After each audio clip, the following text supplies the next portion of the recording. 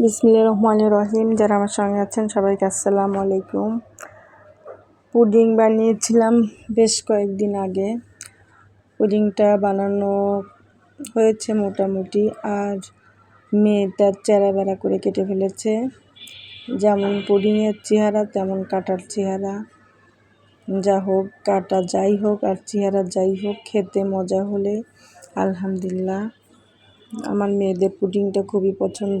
এমনিতে ছোটো মেয়ে ডিম খেতে চায় না, ডিম দুধ খেতে চায় না, যার কারণে মাঝে মাঝে পুডিং বানিয়ে দিলে এটা আসলে স্বাস্থ্যসম্মত খাবার।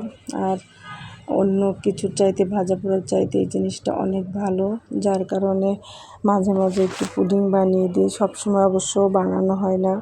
আর পুডিং বানাতে আসলে দুধটা ঘন না হলে মজা হয় না, যার কারণে পুডিং বানাতে আসলে অনেকটাই দুধ লেগে যায়। আর এদিকে ডিপ ফ্রিজে গত বছরের পাকা আম ছিল, সেটা বের করেছি।